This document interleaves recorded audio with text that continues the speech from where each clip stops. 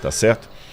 E o evangelho que os apóstolos começaram a pregar era um evangelho que ele tinha problema dos dois lados. Porque para o judeu falar que o Messias era divino e morreu na cruz do Calvário para nos libertar, isso era uma sandice. Era uma coisa tão estúpida, como se eu defendesse uma coisa aqui que você ia falar assim, poxa, eu gosto, Rodrigo é meu amigo, mas nunca mais eu posso trazê-lo aqui. Depois que ele falou isso, porque a pregação cristã no início, ela era terrível. Lembra que eu estou falando de uma época em que a crucifixão era uma coisa tão séria que a palavra crux em latim era um xingamento. Você queria amaldiçoar o outro assim, crux. Então esquece essa ideia de cruz que você tem hoje, de cruz vermelha, ambulância, que a cruz, maldita, amuleto que expulsa o demônio, o vampiro. A cruz era uma coisa hedionda. Ninguém queria saber de morrer em cruz. Havia 5 formas cruéis de Roma condenar uma pessoa. Você tinha o degolácio, que era cortar a cabeça da pessoa. Você tinha o damnatio ad bestias, que é quando você jogava a pessoa aos animais selvagens. Você tinha o cremácio, que é quando a pessoa era queimada. Viva. Nossa. O lapidacium, que era quando a pessoa era lapidada, era apedrejada. E a crucifixão. E esse era o pior tipo que tinha. Que era mais demorado. Você tá entendendo?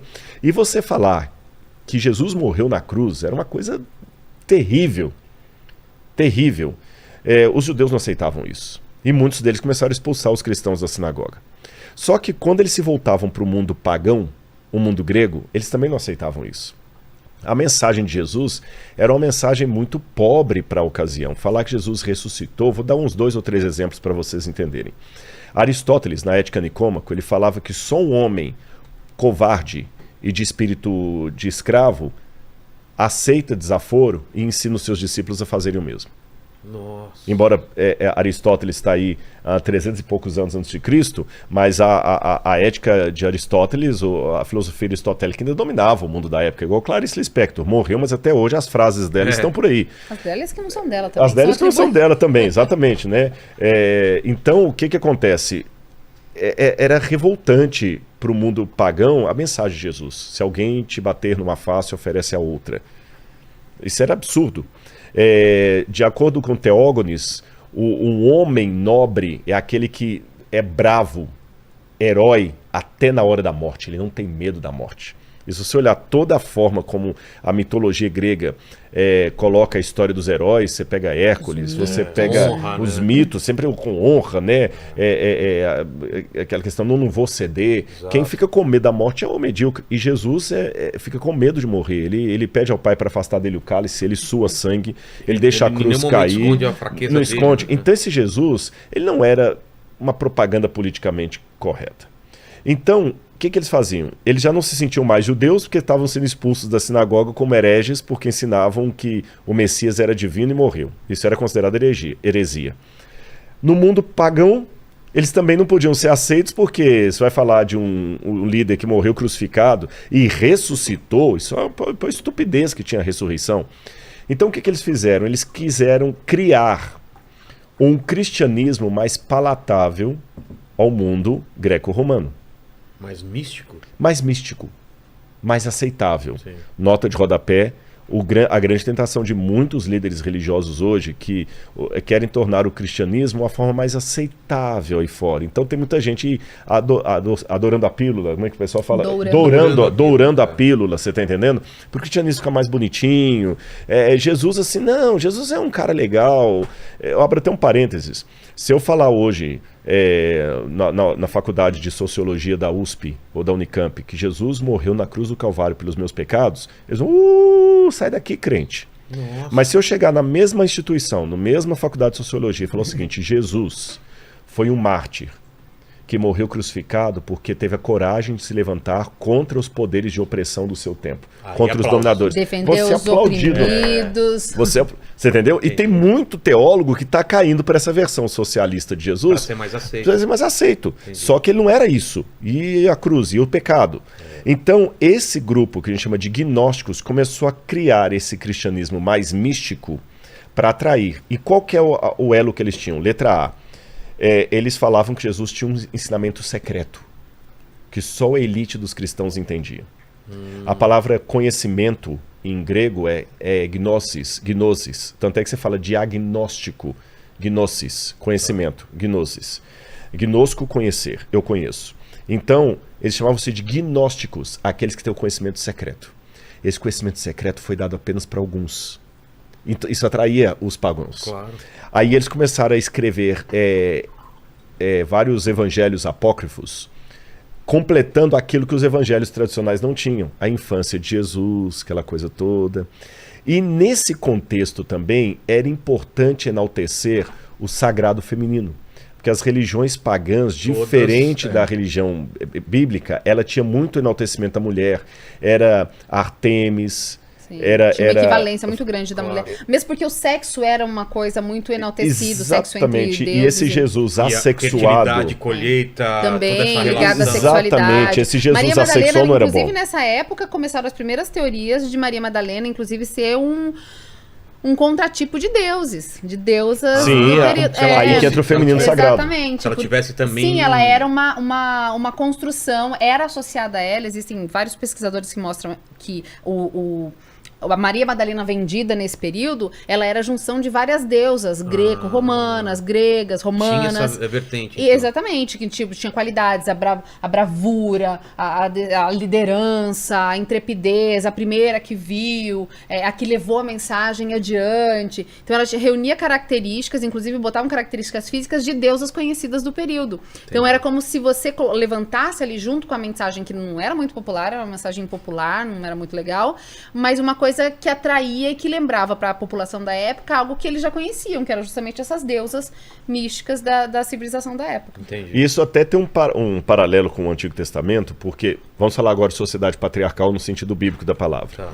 Qual que era a glória de um patriarca naqueles tempos correspondentes ao Antigo Testamento? Ter muitos filhos. E para ter muitos filhos, homens, filhos no sentido masculino da palavra. Quanto mais mulheres ele tivesse, melhor. Melhor? Melhor, porque quanto mais mulheres, mais filhos. Se eu tiver 3 grávidas de mim ao mesmo tempo, entendi. Vou ter 3 de uma vez ao invés de 1. Né? E se uma tiver grávida de gêmeos ainda, vai virar 5. Então, o que acontece? Hoje, a gente olha isso aí como uma coisa artificial, mas na época, era uma coisa que estava para aplaudir. Aí chegava o judeu e passava aperto quando falava com o babilônico, com o persa, com o grego. Por quê? Cadê o seu Deus? O meu Deus está aqui, olha. Meu Deus está aqui, olha. Tá vendo meu Deus? Sempre que eu tô com medo, eu agarro o meu Deus. Ele está comigo, ele me protege. Aí eu coloco no altar e tudo mais. Cadê o seu Deus, judeu? Aí o menino judeu, o meu não tem imagem. Como? Não, o meu tá em tudo. Tá em tudo? Não, mas como? Como é que é o rosto do seu Deus? Isso era tão estúpido na época, como se eu falasse assim, eu namoro uma menina, mas eu não sei como é que ela é, não tem foto dela, não tem nada, a gente só fala pro WhatsApp. Mas nem a foto, não, aparece um cachorrinho lá no... Como é que você namora? Você tá ficando louco. Segundo, é inconcebível para eles. Os deuses pagãos, eles tinham mulheres e filhos. Exato. Eles tinham relações parecidas com a nossa. De vingança. Incestuosas também. Não, isso até facilita, porque se o camarada tá querendo ter uma vida de orgia, quem pode me culpar? Eu tô sendo como meu Deus é. E as pessoas não se... de Baco. Claro. E as pessoas não se tornam moralmente melhores que os deuses que elas adoram. Verdade. Por isso que às vezes é interessante fabricar meu Deus personalizado. Nesse contexto aí, criaram, eu tenho essa comprovação pela arqueologia, uma esposa pro Deus de Israel. Áshera. Inclusive tem relevos que tem lá para Yahweh e sua Áshera. Mas quem? Os gnósticos? Não, isso antes. Eu estou falando no Antigo Testamento. Bem antes. Então. No Antigo Testamento. Então, por que eu estou falando paralelo? Os gnósticos fizeram a mesma coisa com Jesus. Entendi. Esse Jesus solteirão não está bem. Vamos criar tudo. Só que aí tem um detalhe que o pessoal não interpreta bem nos gnósticos. Eles tinham um paradoxo aí, porque ao mesmo tempo o quadro do Jesus solteirão não era bem-vindo, mas o Jesus também que cedesse ao sexo também não era bem-vindo. Entre eles também? Entre eles também. Por quê? Estou falando que eles estavam respondendo ao mundo greco-romano. Sim. Quando os gnósticos surgem, o que está dominando o mundo? É o estoicismo. Os estoicos e epicureus, mas especialmente os estoicos. E um dos grandes imperadores romanos que se tornou estoico foi justamente Marco Aurélio. Marco Aurélio, ele era nobre, ele escreveu todas as meditações de Super Marco Aurélio. culto, aliás, super um dos culto, maiores, um dos melhores propagadores da literatura do mundo. Exatamente, foi um dos melhores imperadores romanos, superior a Augusto. Morreu cedo, era fã do Diógenes lá de... Diógenes lá de cinco... Ai, vou lembrar o nome da cidade dele. Ele passou por Corinto, mas Tem uma história, aliás, muito legal dele, que ele viajava... Síncope. Não é síncope, parecido com síncope. Síncope é a síncope. Mas o Diógenes, ele foi, assim, por muito tempo, o expoente dessa linha filosófica, e o imperador mandando por todas aquelas bandas. Olha, tem 2 momentos que eu acho maravilhoso, assim, porque o Diógenes começou a ver que ele não precisava de muito para viver. E eles tinham um desprezo por quem precisava do materialismo, da posição para viver. Essa é a síntese, né, dessa linha filosófica. E ele morava numa cabana, numa escadaria, ele tinha uma taça, ele tinha uma lanterna para ficar procurando um homem honesto. Lembra dessa história? Ele ficava procurando um homem honesto. Sínope, não síncope. E o Diógenes um dia estava lá sentado e ele era famoso por isso. Marco Aurélio foi atrás dele: mestre, quero aprender contigo, tem algo que eu posso fazer, porque é extrema pobreza. Tanto que ele tinha a taça, quando ele viu um menino tomando água na beira do rio, sem nada, ele, nossa, a taça é demais, jogou fora a taça, eu posso beber só com a mão. E Marco Aurélio ali na frente dele, todo mundo aquele séquito olhando, e Diógenes olhou pra ele: tem algo que você pode fazer pra mim? Para de tapar meu sol, por gentileza. Na verdade, foi Alexandre Grande. Alexandre Grande. Foi Alexandre Grande. Mas a melhor pra mim é quando ele procura o pai dele. Não, ele fala assim, tá, o Diógenes lá na frente do monte de ossos, olhando, e o Alexandre Grande tava na cidade de novo, e procurando por ele. E o que o senhor tá procurando? Os ossos do teu pai aqui, mas eu não consigo distinguir ele dos escravos dele. Nossa! E o Diógenes era qualquer luz, é como o Freud para psicanálise hoje, o Karl Marx para o marxismo, era o teórico de referência. Então esse era o mundo. Só corrigindo a questão do Alexandre Grande.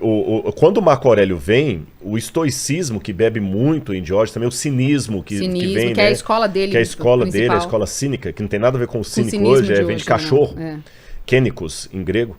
Então todo mundo queria se espelhar no Marco Aurélio. E o homem nobre é aquele que segura as paixões do corpo e não cede a elas. Principalmente as paixões sexuais. Essa era a máxima do estoicismo. O prazer dele não é orgástico, é do conhecimento, é o prazer cerebral. Da mente. Não é o prazer do órgão sexual e tudo mais. Então eles como tinham... você resolveram esse problema, então? Aí que tá. Jesus, no caso, né? Criou outro, né? Mas no caso filosófico de Jesus... Eles tinham que criar um Cristo que tinha uma companheira, mas não era carnal. Então eles pegaram e criaram uma companheira mística de Jesus, que seria Maria Madalena, que seria não a encarnação, porque os gnósticos não gostavam da palavra encarnação, seria a materialização feminina da sabedoria da Sofia. Entendi. Então você tem Deus Pai, a Sofia e o Deus Filho. Porque os gnósticos, assim, são muitos movimentos gnósticos. Alguns colocavam Sofia como a esposa de Deus Pai, que gerou a Jesus. Outros colocavam Sofia como esposa de Jesus. Mas, na verdade, eles estavam apenas plagiando o mundo pagão, que também tinha isso. Porque essa Áshera que eu falei com vocês, tinha momentos que ela era esposa de El e mãe de Baal. Tem momentos que ela é esposa de Baal. Nossa. Você entendeu? E mãe ao mesmo tempo. Então eles criaram essa questão mística. E os evangelhos que eles foram escrevendo, o evangelho de Filipe, o evangelho de Maria Madalena, nunca nenhum desses evangelhos gnósticos falou de um casamento real de Jesus com Maria. Ah, é? Nunca. Aí já é Dan Brown com algumas pessoas da atualidade que querem bater nessa tecla a todo custo, mas não tem. Vou dar um exemplo. Quando fala o seguinte, porque no evangelho de Filipe fala que Jesus a beijava na boca. Exato. Não, no evangelho diz que Jesus a beijava. Muito. Onde não fala. A parte do evangelho está apagada. O na boca foi colocado ali. E a gente tem que entender que na época o ósculo até hoje, né? É muito normal no Oriente Médio. Alguém vai falar, mas não de homem com mulher. Mas ela foi colocada por Jesus na posição de um aluno